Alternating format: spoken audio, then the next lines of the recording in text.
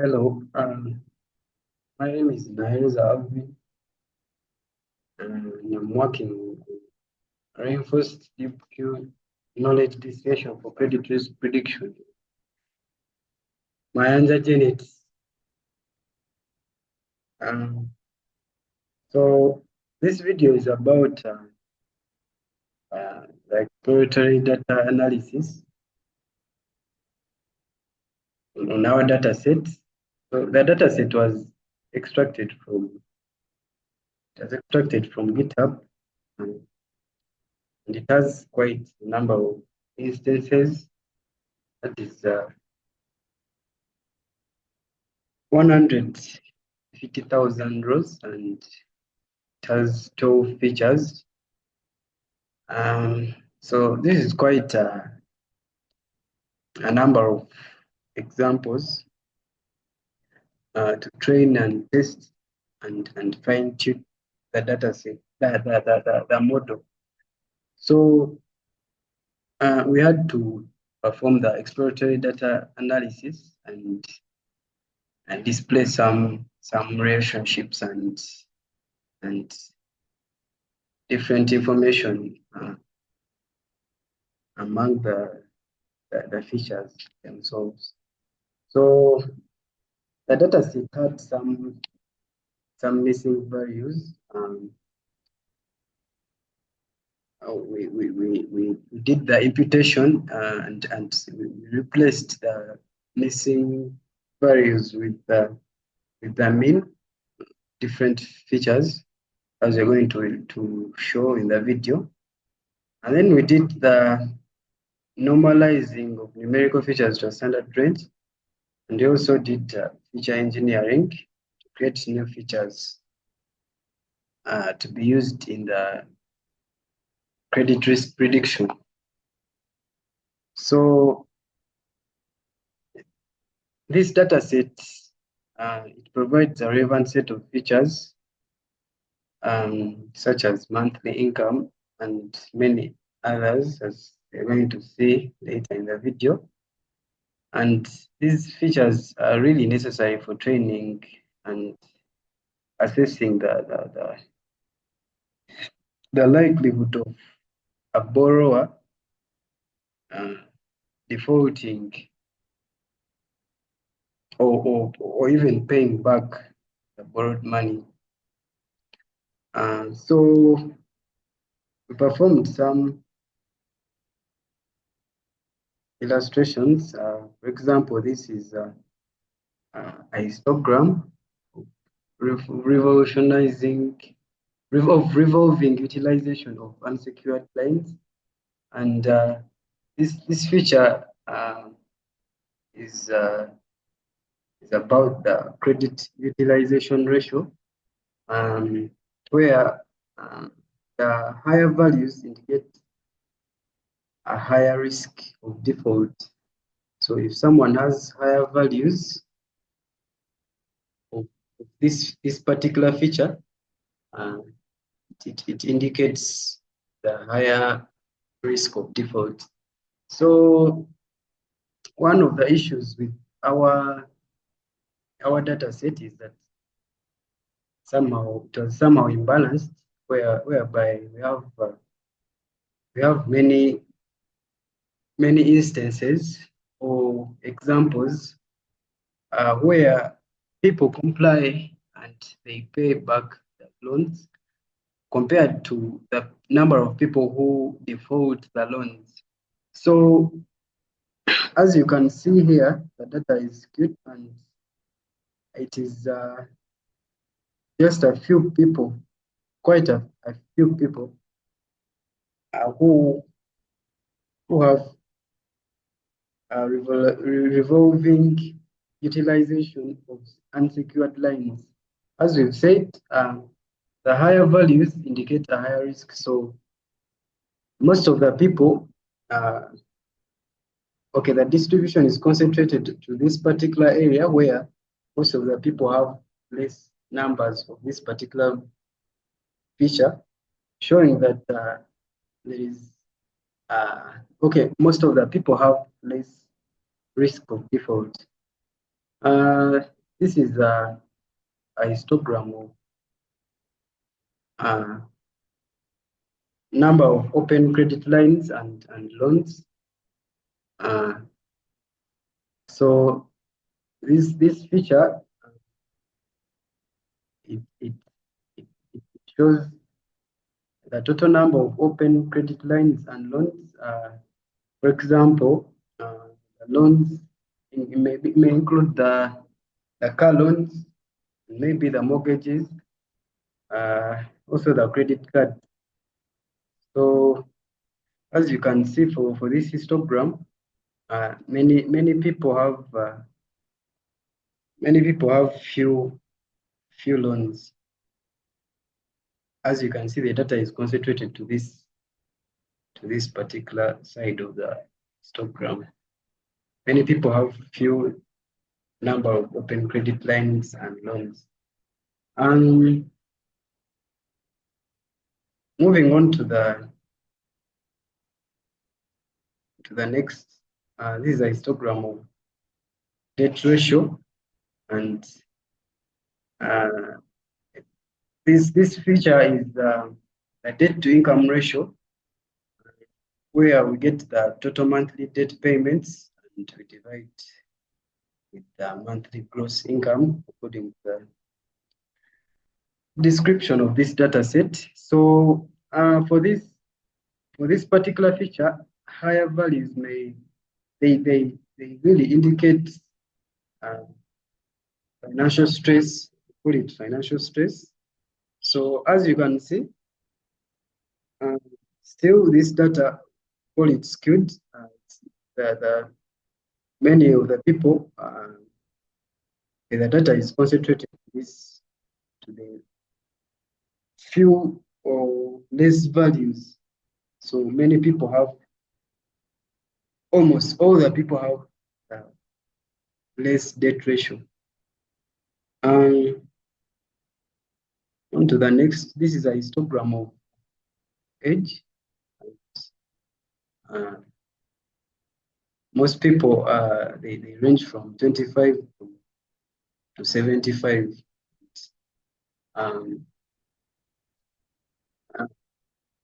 The most of the people are around the age of 50, as you can see, the distribution of this data. So this is the age of borrowers,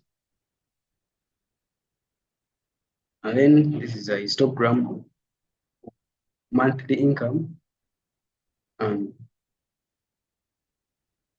So yes, this is the distribution of monthly income for the borrowers. So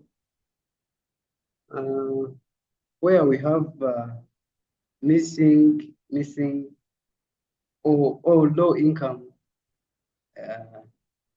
this indicates financial instability of that particular instance. Example, the borrower in the case of our project.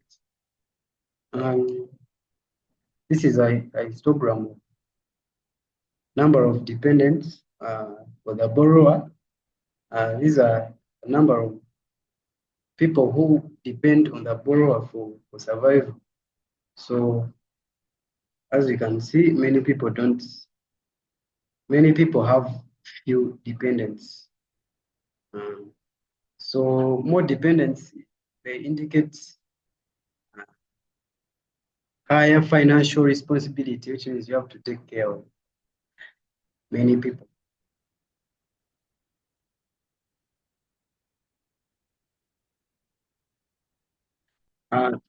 Moving on, this is the histogram of number of times 90 days late.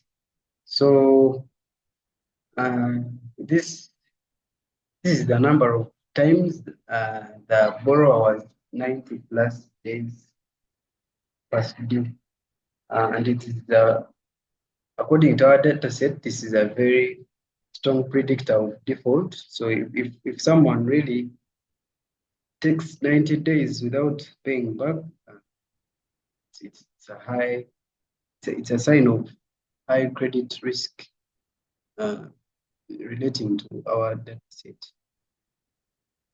And then is a histogram of number of time, 60 to 89 days past due, not worse.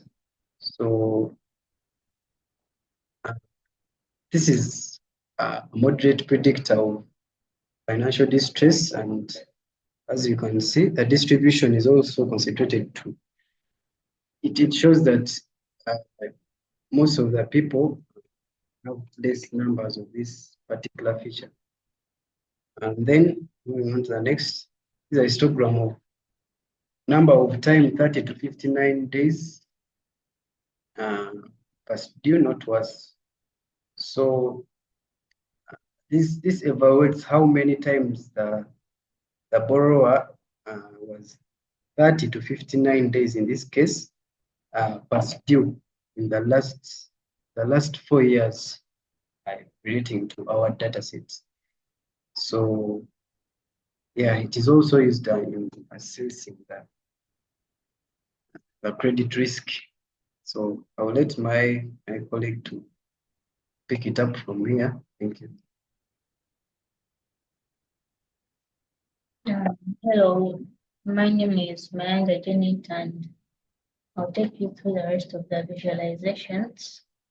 And this visualization is for a serious delinquency within 2 years. That means that someone has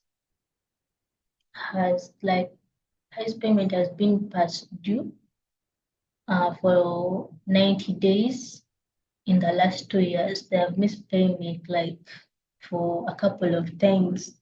90 days past due, they have been missing their loan repayment in the past 2 years. So we express this in percentage, and it's a categorical feature. It's like our target variable. So 0 means no and 1 means yes. That means the highest percentage. They don't have delinquency. They don't have like a high delinquency. In the last 2 years, and 6.68%, they have the delinquency. They have been like missing their loan payments in the past 2 years, 90 days past due. So this is scatter plot, number of times 90 days late and versus monthly income. So as you see, the data points are kind of concentrated on this side. We have some outliers here and there, but this simply means that people that have a lesser monthly income have less number of times of being like 90 days late. And also those ones with high income, some relatively high income, they don't really miss their due date, the 90 days due date for payment. So that means a low risk of defaulting. So we needed to capture this relationship to see if probably people with high incomes or low incomes or moderate monthly incomes, how do they behave to loan payment? So this one is a scatter plot for number of real estate loans, 4 lines versus the one for number of times 90 days. So we needed to capture those people who have loans related to real estate, if they are also like comply to, or they don't have like a 90 days past due payment issues or problems. So this is how the data looks like, and it shows that some people like the real estate loans and the number of times 90 days late, kind of like it's showing like a low risk, credit risk. Yes. So this one is for 30 to 59 days past due versus the one for 90 days late. What I decided, I just wanted to figure out which one I should really take out because they had some high correlation, as we shall see, but their data points are kind of concentrated here. So I think this kind of shows, to me, it kind of shows some kind of like similar importance in the data set. Like we don't need both because most for 90 days late are also like 30 to 59 days late due as due date. Yes. So this is cut up for number of dependents versus monthly income. We just wanted to see people who have less, moderate, or high salaries, how many dependents they could have in the data set, most of that. So simply here it just shows that monthly income also have like 0 or less, like few number of dependents. You have some outliers here and there. Most people like with low income don't have so many dependents. So this is a correlation matrix heat map, and it's showing the relationship among stored the features in the data set. And we have some high correlations. This 0.9 because this is positively high, negatively high, and like so on according to the colors. So the red, the positively high correlations, we have this one here, this one there, that and that, this one too. So you have to look at this one and this one first, and we decided to take one out. This is heat map after the first drop. We dropped a feature around here and remained with this high correlation and this one. So we had to look at one, which one take out. That's why we created a scatter plot to see which one would go out. And we decided to remove this one, the one for 30 to 59 days past due. And this is how it looked after the second drop when we dropped that feature. So we remained with number of times 90 days past due to represent the past due dates because other two features were also representing like the same importance, feature importance. So this is what we have. So we just for out detecting outliers, a number of dependents, box plot, and after removing the outlier, this is what it looked like. Yeah, the data didn't have any more outliers. So that's all we have for you. And those were our visualizations for our exploratory data analysis. Thank you.